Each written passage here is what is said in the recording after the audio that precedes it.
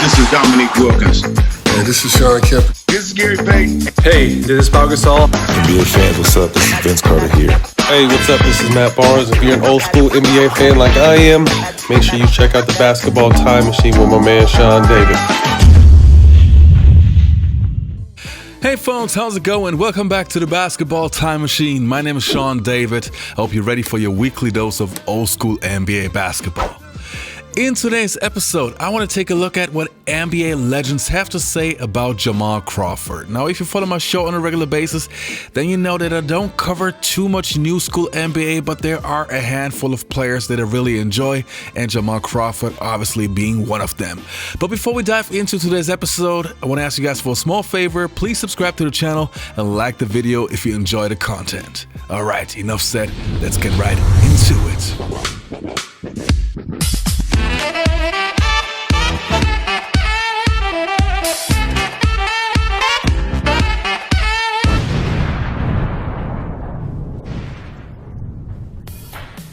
Now the first clip that we're going to take a look at is also my favorite clip of the entire video. It's from NBA Open Court, and Steve Smith is talking about when he realized that it's time to retire. And what this has to do with Jamal Crawford, let's have a look. Guy with Jamal Crawford threw it through my legs. Oh, it's time to quit. I remember that. It's time to quit. I've seen that. You remember that? Yeah. This sounds like the Don't Remind Me segment from an earlier show. Go ahead. You know the new up screener rolls. So I put my foot on the sideline thinking he has nowhere to go. He threw it through my legs and laid it up. But I looked at Bernie Bickerstaff as my coach, and he said, time. It was a combination. I agree with him. We looked at each other. Time. Jamal Crawford. Oh, my bad. Yeah. My bad. Please. No, they like Jamal honorable Crawford. So make mention. it four. Right. Jamal Crawford is ridiculous. That's the mix. Yeah. Right. Ridiculous. Jamal I can't forget Jamal him. got some real stuff. Yeah. He do. He got some He the mix. first one I seen with the double behind the back pat. Yeah. Da-da-da-da on the break. In the game. Hey, Isaiah, I may was move like, a couple of them wow. down. I'm putting Wow. Jamal in the top three. Yeah. Yeah, I'm moving him. Yeah. He got a lot of good action. I'm talking about like action when it comes to like just dancing with the ball, man. Yeah. He got a lot with him. Ooh. Yeah, I had never seen a guy on the fast break come down and pat it behind his back twice, da-da-da-da, and hit it, and then dance with it. I was like, oh. Yeah. He got everything. He got the jump step and the jump nice. stop and the That's dance. nice. He's Yeah. definitely And you know in what? that conversation. Are you shocked that he's still been able to do and mimic, probably not at the same volume, but he still does some of that to this day? I got that much handle as he does, as Crawford does, man. It's scary. It's scary, especially not in half court. When he's coming down on a fast break, you don't know what he gonna do because he's gonna embarrass you. Thank you, little bro. And you know what? I'm going to be pushing for you when you come up for that Hall of Fame stuff, because the fact is, I think you was the greatest six man ever to play the game. You know what I'm saying? I think you were the greatest six man ever. They don't give you the prop. I want you to be the first six man to ever make the Hall of Fame. This is what I see from Minnesota. We always talk about Cat, Wiggins, Jimmy Butler. Yeah. But I want to talk about Jamal Crawford, the greatest six man the NBA has ever seen. True. Maybe they should name the award after him. When Jamal Crawford scores 10 plus points, they're 14-4. They're 10 games over 500. And also, the thing about Jamal Crawford, he's clutch.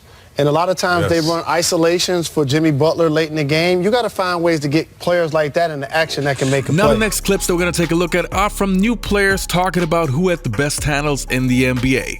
Let's have a look.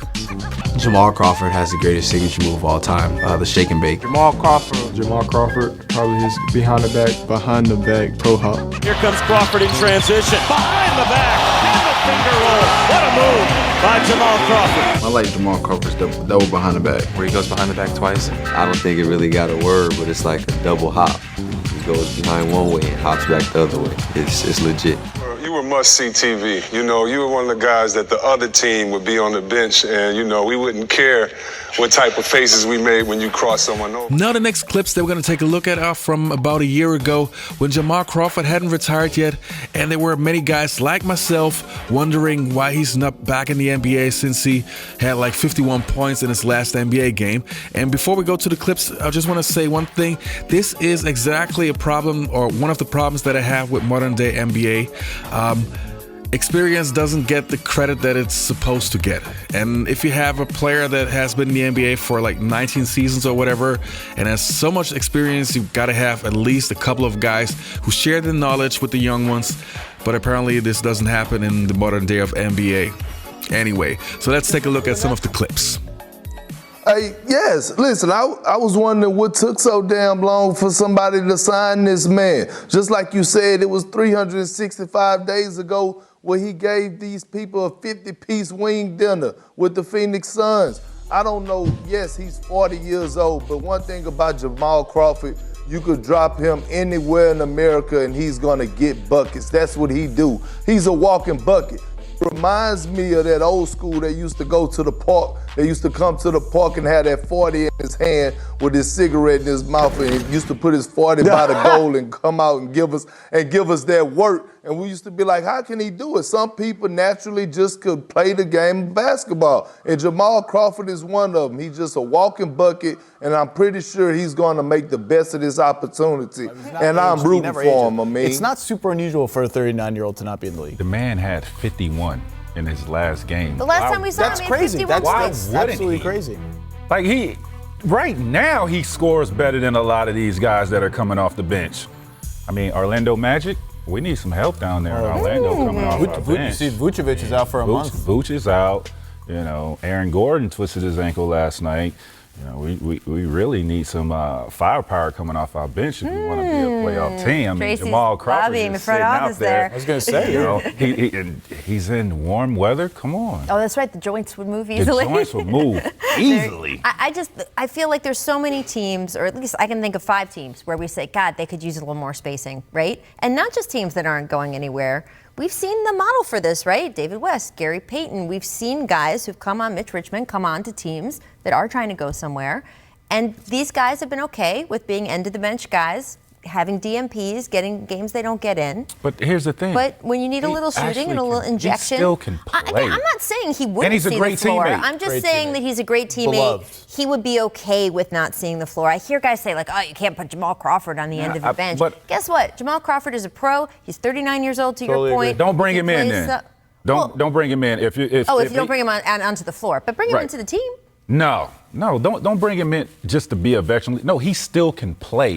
He still can average double digits in this league and be productive. And this is what Jamal Crawford tweeted. Goodbye to the game, all the spoils, the adrenaline rush. Thank you, basketball.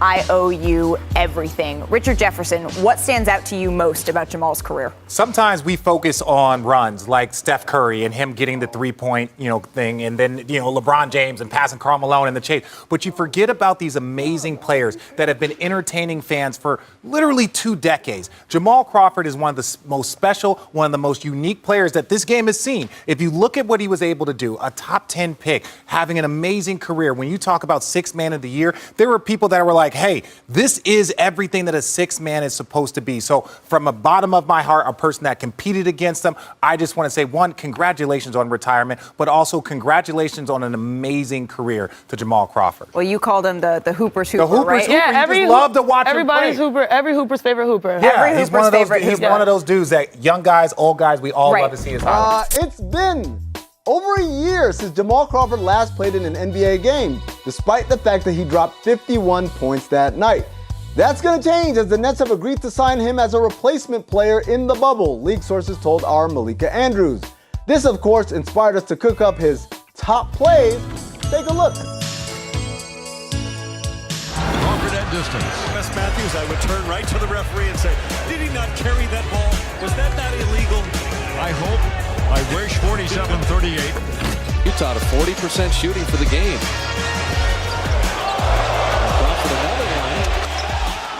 So how good was Jamal Crawford in my opinion?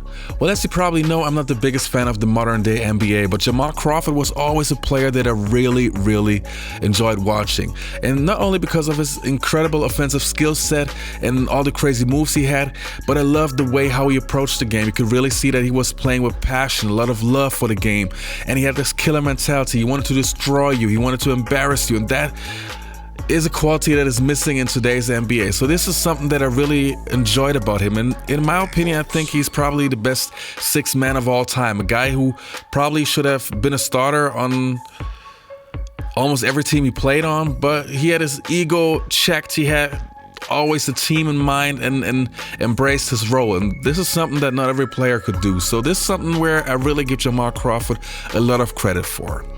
Anyway, you guys, I hope you enjoyed this episode. Don't forget to leave a like, subscribe to the channel, and hopefully I'll see you next time on the Basketball Time Machine.